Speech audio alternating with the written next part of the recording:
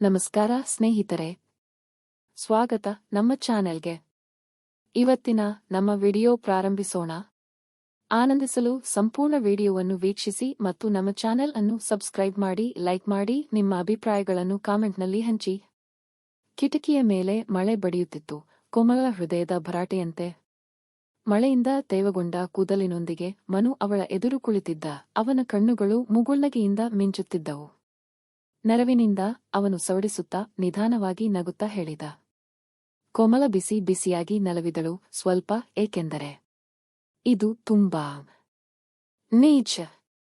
ಮನು ಸಣ್ಣ ಕೋಣೆಯಾದ್ಯಂತ ತನ್ನ ಕೈಯನ್ನು ಚಾಚಿದ. ಅವನ ಕೈ ಅವಳ ಕೈಯನ್ನು ಸ್ಪರ್ಶಿಸಿತು. ನಿಜವಾದದ್ದು ಒಳ್ಳೆಯದು ಕೋಮಲ. ಅದು ನಿಜ ಎಂದರ್ಥ. ಅವನು ಹತ್ತಿರ ಬಂದ. ಅವನ ಉಸಿರಾಟವು ಅವಳ ಗಲ್ಲದ ಮೇಲೆ ಬೆಚ್ಚಗೆ ಉಸಿರಾಡಿತು. ಮತ್ತು ನಿಜವಾದ ಪ್ರೀತಿಯನ್ನು ಆಚರಿಸಬೇಕು. ಅವನ ಮಾತುಗಳು ಅವಳ ಬೆನ್ನುಮೂಳೆಯಲ್ಲಿ ನಡುಗುವಿಕೆಯನ್ನು ಉಂಟುಮಾಡಿದವು.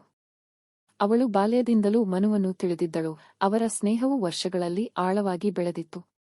ಆದರೆ ಇಂದು ರಾತ್ರಿ ಭಾರೀ ಮಳೆಯ ಕೆಳಗೆ ಅದು ವಿಭಿನ್ನವಾಗಿತ್ತು. ಅದು ಅದೃಷ್ಟದಂತೆ ಭಾಸವಾಯಿತು.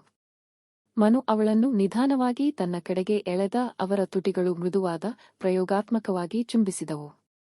ಅದು ವರ್ಷಗಳ ಕಾಲದ ಹಂಚಿಕೆಯ ನಗು, ಗುಟ್ಟಾಗಿ ಹೇಳಿದ ರಹಸ್ಯಗಳು ಮತ್ತು ಅನ್ಯೋನ್ಯತೆಯ ಅಪೇಕ್ಷೆಯಿಂದ ಹುಟ್ಟಿದ ಒಂದು ಚುಂಬನ. ಮಳೆ ಮತ್ತು ಶಾಶ್ವತವಾಗಿರಲು ಭರವಸೆಯ ರುಚಿಯ ಚುಂಬನ. ಅವರ ತುಟಿಗಳು ಒಂದಕ್ಕೊಂದು ಚಲಿಸುತ್ತಿದ್ದಂತೆ ಶಾಂತಿಯ ಅನುಭವವು ಕೋಮಲಳನ್ನು ಆವರಿಸಿತು. ಇದು ಅವಳು ಕಾಯುತ್ತಿದ್ದ ಕ್ಷಣವಾಗಿತ್ತು, ಭಾವನೆಗಳ ಜೀವಿತ ಕಾಲದ ಪರಾಕಾಷ್ಠೆ. ಮನು ಚುಂಬನವನ್ನು ಆಳವಾಗಿಸಿದ. ಅವನ ಕೈಗಳು ಅವಳ ಸೊಂಟವನ್ನು ಹುಡುಕಿಕೊಂಡು ಅವಳನ್ನು ಹತ್ತಿರಕ್ಕೆ ಎಳೆದವು. ಕೋಮಲಳಿಗೆ ಉಷ್ಣತೆಯ ಏರಿಕೆ ಭಾವನೆಯಾಗಿತ್ತು, ಅವಳ ತಲೆ ತಿರುಗುವಂತಹ ಅಸಡ್ಡೆ ಭಾವನೆ. ಅವಳು ತನ್ನ ತೋಳುಗಳನ್ನು ಅವನ ಕುತ್ತಿಗೆಗೆ ಸುತ್ತಿಕೊಂಡಳು. ಅವನ ತೇವಗೊಂಡ ಕೂದಲಿನಲ್ಲಿ ತನ್ನ ಬೆರಳುಗಳನ್ನು ಸುತ್ತಿಕೊಂಡಳು. ಚುಂಬನವು ಇಂದ್ರಿಯಗಳ ಸಿಂಫನಿಯಾಗಿತ್ತು. ಅವನ ರುಚಿ, ಅವನ ಬಲವಾದ ತೋಳುಗಳು, ಅವಳನ್ನು ಸುತ್ತುವಿಕೊಳ್ಳುವ ಭಾವನೆ, ಅವನ ಹೃದಯವು ಅವಳದರೊಂದಿಗೆ ಬಡಿಯುವ ರೀತಿ. ಅದು ಭಾವೋದ್ರೇಕ ಮತ್ತು ಸೌಮ್ಯತೆಯ ನೃತ್ಯವಾಗಿತ್ತು, ಉಸಿರುಕಟ್ಟುವಂತೆ ಮಾಡಿದ ನಿಧಾನವಾದ ಇಂದ್ರಿಯಯುತ ಅನ್ವೇಷಣೆ. ಅವರು ಅಂತಿಮವಾಗಿ ಬೇರ್ಪಟ್ಟಾಗ ಅವರಿಬ್ಬರೂ ಬಿಸಿ ಬಿಸಿಯಾಗಿ ಮತ್ತು ಉಸಿರುಕಟ್ಟುತ್ತಿದ್ದರು. ಮನು ನಗುತ್ತಾ, ಅವನ ಕಣ್ಣುಗಳು ಪ್ರೀತಿಯಿಂದ ತುಂಬಿದ್ದವು. ಅದು ಅವನು ಗುನುಗುತ್ತಾ ಹೇಳಿದ, ಅದ್ಭುತವಾಗಿತ್ತು. ಕೋಮಲ ನಗುತ್ತಾ ಹಿಂದಿರುಗಿದಳು. ಅವಳ ಹೃದಯವು ಸಂತೋಷದಿಂದ ತುಂಬಿತು. ಅವಳು ಒಪ್ಪಿಕೊಂಡಳು. ಅವಳ ಧ್ವನಿ ಗಂಟಲಿಗೆ ಬಂದಿತು. ಅವನು ಒಲವು ತೋರಿಸಿ ಅವಳ ನೆತ್ತಿಯ ಮೇಲೆ ಭಾಗ್ಯವಾಗಿ ಚುಂಬಿಸಿದ. ಬಾ, ಅವನು ಹೇಳಿದ. ಅವನ ಧ್ವನಿ ಕಡಿಮೆ ಗುಡುಗು ಹೊಡೆಯಿತು.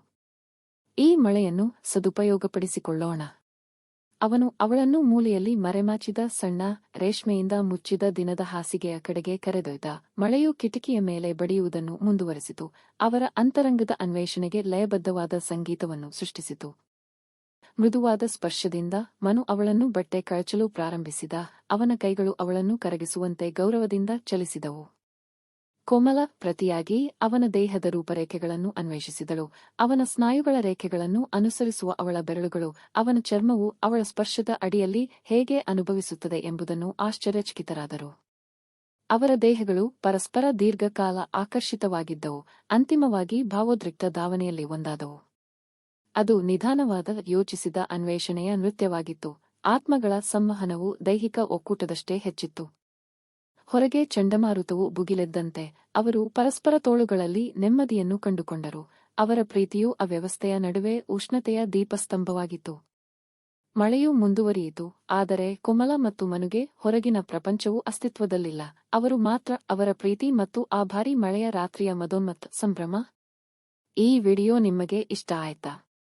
ಆದರೆ ಲೈಕ್ ಮಾಡಿ ಮತ್ತು ನಿಮ್ಮ ಅಭಿಪ್ರಾಯಗಳನ್ನು ಕಾಮೆಂಟ್ನಲ್ಲಿ ಹಂಚಿಕೊಳ್ಳಿ. ಇನ್ನೂ ಹೊಸ ವಿಡಿಯೋಗಳಿಗಾಗಿ ನಮ್ಮ ಚಾನೆಲ್ನ್ನು ಸಬ್ಸ್ಕ್ರೈಬ್ ಮಾಡಿಯೇ ಬಿಟ್ಟು ಬೆಲ್ ಐಕಾನ್ ಒತ್ತಿ.